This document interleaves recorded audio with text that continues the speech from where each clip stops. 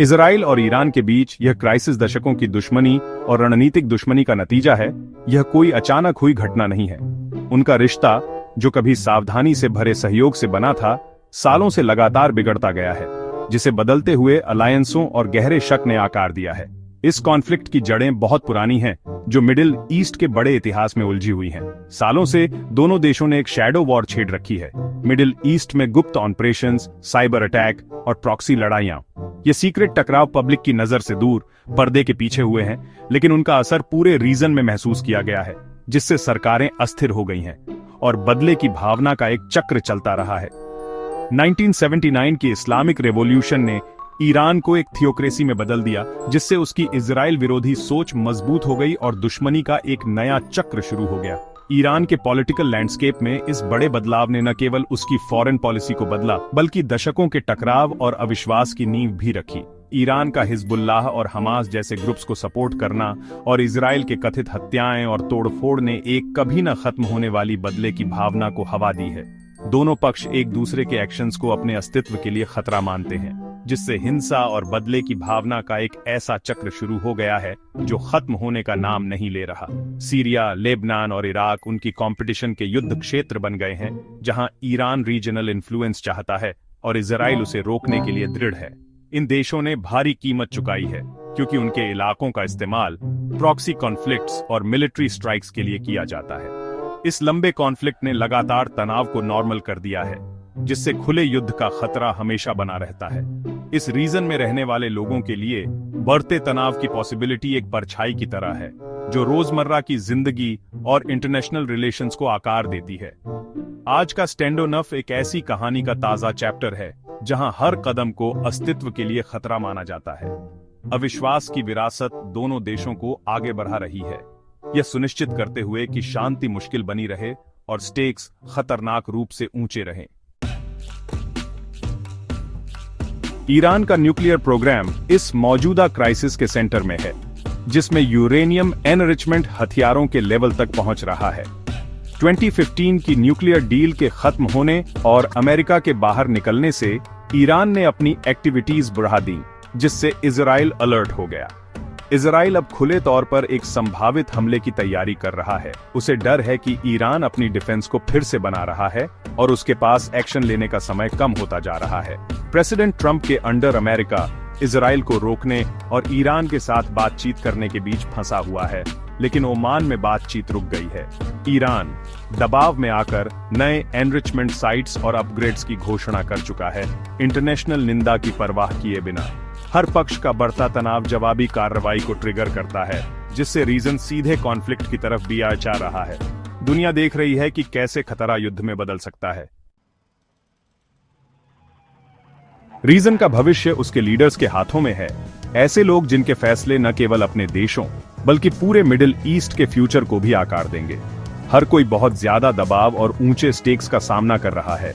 हर कदम को सहयोगियों और विरोधियों दोनों द्वारा बारीकी से देखा जा रहा है और इतिहास का बोझ उनके कंधों पर है।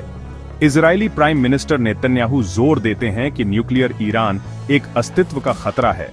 वे निर्णायक मिलिट्री एक्शन के लिए जोर दे रहे हैं और अपने समर्थकों को राष्ट्रीय अस्तित्व के बारे में अर्जेंट वार्निंग्स दे रहे हैं।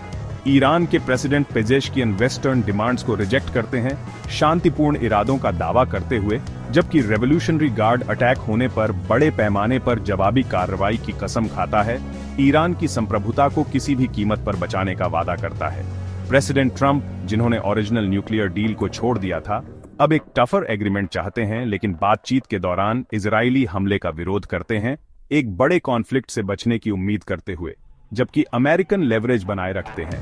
डोमेस्टिक डर और राष्ट्रीय गौरव इजराइल और ईरान दोनों में हार्डलाइन स्टैंड्स को बढ़ाते हैं, जिससे समझौता करना मुश्किल हो जाता है, क्योंकि पब्लिक ओपिनियन अपने लीडर्स से ताकत और अवज्ञा की मांग करती है। बयानबाजी भयंकर है और कमजोरी का कोई भी संकेत पॉलिटिकली खतरनाक है, जो एस्केलेशन और अविश्वास के एक ऐसे चक्र को हवा देता है जिसे तोड़ना मुश्किल है। बातचीत के रुकने और डिप्लोमेटिक चैनल्स के कम होने के साथ गलत कैलकुलेशन का खतरा बढ़ता है, जिससे अनजाने कॉन्फ्लिक्ट का डर बारैच जाता है। दुनिया इन मुख्य प्लेयर्स के अगले कदम का बेसब्री से इंतजार कर रही है, ये जानते हुए कि इसके परिणाम रीजन की बॉर्डर्स से बहुत दूर महसूस किए जाएंगे। इजराइल और ईरान के बीच सीधे युद्ध के दुनिया भर में विनाशकारी परिणाम होंगे, जिससे इंटरनेशनल पॉलिटिक्स, सिक्योरिटी और ग्लोबल इकोनॉमी में तबाही मच जाएगी। इजरायली हमला लगभग निश्चित रूप से ईरान की बड़े पैमाने पर जवाबी कार्रवाई को भड़काएगा, जो न केवल इजराइल बल्कि पूरे रीजन में अमेरिकी हितों को भी निशाना बनाएगा, जिससे एक बहुत बड़े रीजनल युद्ध का खतरा नाटकीय रूप से बियाच जाएगा, जिसमें कई देश और गैर सरकारी एक्टर्स शामिल हो सकते हैं। हॉर्मुज का जलद मरुमध्य, जो दुनिया के लगभग 1/3 तेल के लिए एक चौक पॉइंट है, ईरान द्वारा बंद किया जा सकता है, जिससे रात भर में ग्लोबल एनर्जी की कीमतें आसमान छूने लगेंगी और दुनिया भर में मंदी आ जाएगी, जो फ्यूल कॉस्ट से लेकर फूड प्राइस तक सब कुछ प्रभावित करेगी। डिप्लोमेटिक संबंध खासकर अमेरिका और इजराइल के बीच सेवियरली तनावपूर्ण हो जाएंगे, जिससे दशकों का करीबी सहयोग और विश्वास कम हो जाएगा, जबकि अन्य ग्लोबल पावर्स के साथ गठबंधन भी जटिल हो जाएगा। न्यूक्लियर बातचीत पूरी तरह से खत्म हो सकती है, जिससे ईरान खुले तौर पर न्यूक्लियर हथियार बनाने की कोशिश करेगा और मिडिल ईस्ट में एक खतरनाक नई हथियारों की होड़ शुरू हो जाएगी। मानवीय नुकसान बहुत ज्यादा होगा, जिसमें एडवांस्ड हथियार बड़े पैमाने पर लोगों को मारेंगे, हॉस्पिटल्स भर जाएंगे और एक मानवीय आपदा पैदा होगी, जिसे सहायता संगठन संभाल नहीं पाएंगे।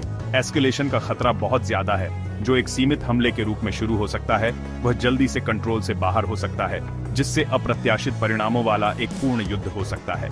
लाखों लोग क्रॉसफायर में फंस सकते हैं, अपने घरों से भागने को मजबूर हो सकते हैं, जिसके परिणाम रीजन की बॉर्डर्स से कहीं आगे तक फैलेंगे और आने वाले सालों तक दुनिया को फिर से आकार देंगे। बढ़ते तनाव के बीच संयम और नई कूटनीति के लिए ग्लोबल कॉल्स तेज हो रही हैं। ओमान में न्यूक्लियर टॉक्स को तबाही से बचने की आखिरी और सबसे अच्छी उम्मीद के तौर पर देखा जा रहा है, लेकिन समझौता जरूरी है। अमेरिका को यथार्थवादी प्रतिबंधों में ढील देनी होगी, ईरान को कड़ी जांच और सीमाओं को स्वीकार करना होगा।